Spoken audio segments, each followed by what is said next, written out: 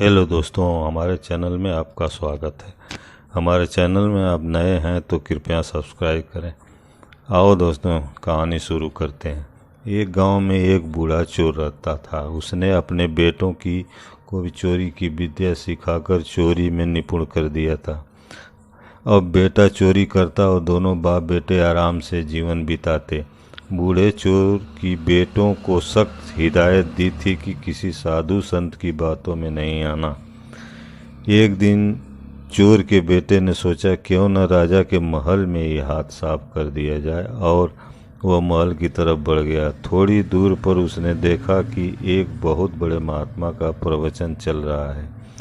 पिताजी ने मना किया। ये सोचकर उसने कानों में उंगली डालकर वहाँ से भागने लगा। भागते भागते जैसे ही वह भीड़ के निकट पहुंचा, एक पत्थर से टकराकर नीचे गिर गया। तभी महात्मा जी की आवाज़ उसके कानों में पड़ी, कभी झूठ नहीं बोलना चाहिए। जिसका नमक खाओ उसका कभी बुरा मत सोचो। जो ऐसा करता है उसको ईश्वर सदैव सुखी बनाए रखता है।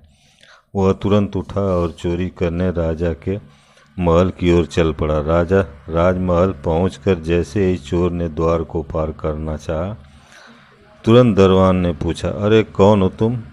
इतना सुनते ही चोर को महात्मा का उपदेश याद आया। झूठ नहीं बोलना चाहिए, चोर ने उत्तर दिया। मैं चोर हूँ।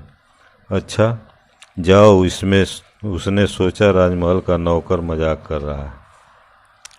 सच बोलकर चोर को राजमहल में प्रवेश मिल गया। चोर एक कमरे में घुसा। वहाँ उसने ढेर सारा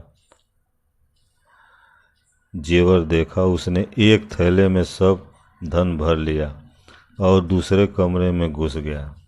वहाँ अनेक प्रकार का भोजन रखा था। वह खाना खाने लगा। खाना खाने के बाद वह थैला उठाकर चलने लगा कि तभी उसे महात्मा का उपदेश याद आया, जिसका नमक खाओ उसका बुरा मत सोचो। उसने सोचा, खाने में नमक भी था, अतः मुझे राजा का बुरा नहीं सोचना चाहिए।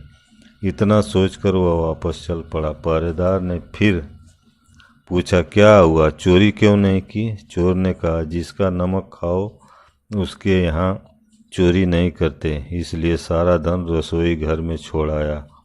तभी रसोइये की आवाज़ आई, चोर पकड़ो पकड़ो। तो दरबान ने चोर को पकड़ लिया और राजा के सामने पेश किया। पूछने पर राजा के सामने चोर ने कहा कि मैंने तो सत्य कहा महाराज कि मैं चोर हूँ, किंतु मैंने आपका भोजन खा लिया और जिसका नमक खाते हैं वहाँ चोरी नहीं की जाती, अतः मैं धन छोड़कर भाग रहा था। चोर के उत्तर से राजा बहुत प्रसन्न हुआ और उसने अपने यहाँ नौकरी दे दी। राजमहल से घर जाकर चोर ने अपने पिता से कहा, देखिए पिताजी, महात्मा की बात मानने के कारण ही आज मुझे दरबार में नौकरी मिली है। महात्माओं के प्रवचन से सभी का कल्याण ही होता है।